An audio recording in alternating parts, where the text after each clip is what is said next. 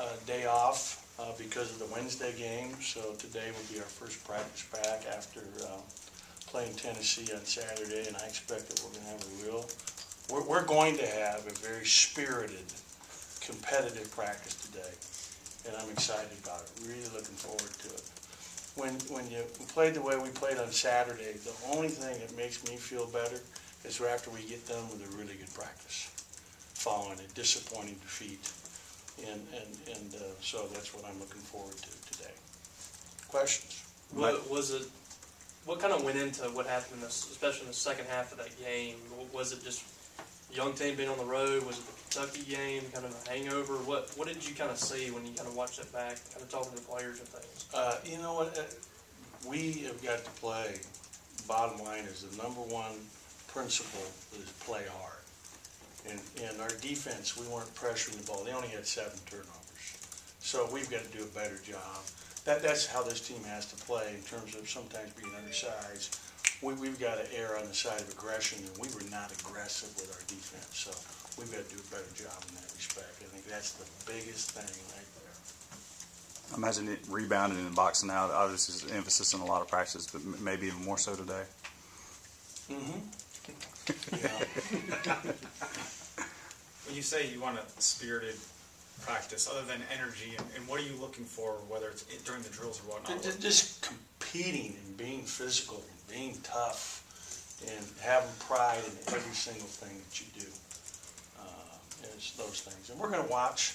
Well, I haven't done it this year yet. We're going to actually watch, because we couldn't do anything yesterday because we have to have a day off during the school year part of the year, that we're going to watch the first 23, 24 minutes of the game before we go out and practice, so that we can have fresh in our mind how we played the last time we were out there on the floor together. So, and I'm confident that we'll have a good practice today. We got good kids, and they'll see, the areas that have got to get better for us to get back playing the way we know we can play. I mean,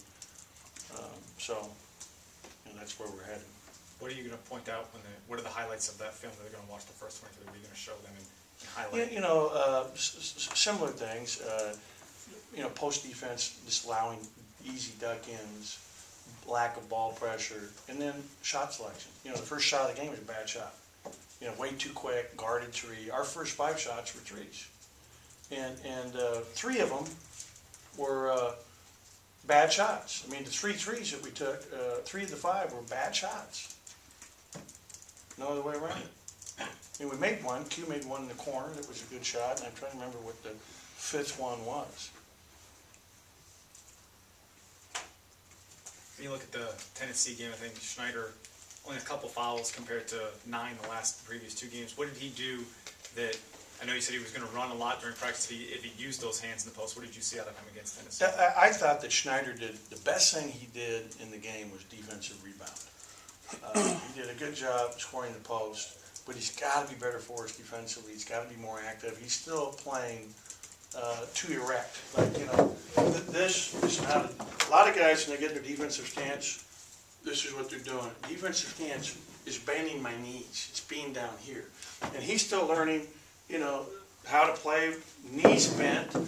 And I'll tell you what, he played hard, comparatively. He's getting better at that, and he started to cramp in the game, playing 20 minutes. So we need to be playing really hard and get better. And one of the things I made a mistake, and I can't do this ever again the rest of the year, is we're preparing for our opponent. And before A&M and Kentucky, I was using Abdul the whole time. And I didn't have him go because he wasn't playing the game when we were going over through our opponent's stuff on a Friday. That's a mistake, because he simulates other SEC people. So he's got to be involved in bulk of possessions every day. It helps our other team players have to compete against him, and it's just keep getting him to improve. And I think I told you the one day before we played Kentucky, he rebounded at every single offensive rebound that we have a drill where you got to block out and get 2 stops in a row before the next 3 guys have to come in and do the same thing over and over and over. And he's in the whole time. I mean, so today, he's not coming out. You know, it's going to be someone's going to have to deal with him all day long. That makes you better when you got to compete. And that's the best team I've coached, the best players, are when guys are really competing against each other and really trying to take it at one another between those lines. And, you know, you start thinking about, how did, Russell Westbrook had to go against Aaron Aflalo and Darren Collison as a freshman, and that really helped him improve. You start thinking about Collison had to go Jordan Farmar every day and how much they improved. And you're talking about players, over the years, competing against one another. That's how you get better. And that's what we got to have every day out there. And that's why, getting Abdul back in practice a year ago, having so many guys out, it's hard to get good practices if you don't have enough guys. And so, I thought our practices have really improved since, early December. It's made our team better. Missouri's had a tough season so far, but what have you seen from them? Just Never quit. They never give up. They keep battling. They keep coming back at you. It really worries me, this game, because they're not going to come in here and lay down. I mean, they haven't won a game in the SEC yet. They've been right there. They're tough. They're very, very tough and well coached. So, I know that we're going to have to do a good job attacking their zone offensively, but it all starts for us, at the defensive end. And I last week, like for example, I spent too much time. With a young team, you're trying to teach so much, but we got to just get back to, what we're our mantra is, which is defend and rebound. We've got to defend and rebound to have a chance to win in this league, night in and night out. That's what the best teams do. Mario had a big game against Kentucky. How has he kind of settled into that lineup, and how have you kind of seen him grow from as each week's gone on? I think Mario has improved as the season's progressed, and I think that he was in here last night shooting on his own with one of our managers, and he called the manager up and said, "I want to shoot." And he came over here, he and Lamar did, and I almost wish he wouldn't have, because you want to have a day to heal, but in the same respect, I'm glad, because it shows, he's hungry and wants to improve and get better. So, he's just, for us, we're playing him a lot of minutes out of position at times, because we have to, because that's, where we are. And we've got to, him keep getting better and keep improving in every facet of his game, but I'm excited about his progress this year. How big a piece in last year's recruiting class? Obviously, it was a top 10 class, but how big a piece was Mario in that class? He's starting. I think he started every game, so I think that's kind of the answer to that one. Q's had some tough stretches, 2 of the last 3 games. I know the first half against A&M, and his rebound total's kind of gone down a little bit the last few games. He had 1 rebound in 29 minutes, which is not enough. We spoke about that. I mean, right after that game, I made him and Eric watch the whole game with me. After the game on Saturday, on the plane back, on the bus, at the airport before we took off, so they could get a sense of it and watch it, because we couldn't do anything with him on Sunday. I just wanted them to see it improve. But we had a great workout with Q this morning, or I should say at noon today, and I'm really excited about some of the strides we made just today. I mean, you gotta remember, we have, everybody in this room has so high expectations for Quindary Weatherspoon. He's a sophomore that started playing basketball competitively when he was a 9th grader. And just watching him today, it shows me where his ceiling is. I mean, he's really, really gonna get special here. I mean, because he's coachable, he listens, he buys in, he's a great kid, he's a great competitor. So, I expect Q to really take it to a new level here as we play our last 6 weeks of the conference season. We got 6 weeks left, that's it. I mean, his sophomore year, the regular season is over in 6 weeks. And you start thinking about that and saying that, I hope that really resonates with our guys today, because that's something I'm going to talk about. We got 6 weeks left. I mean, your freshman year is almost over. Let's get the most out of these last 42 days.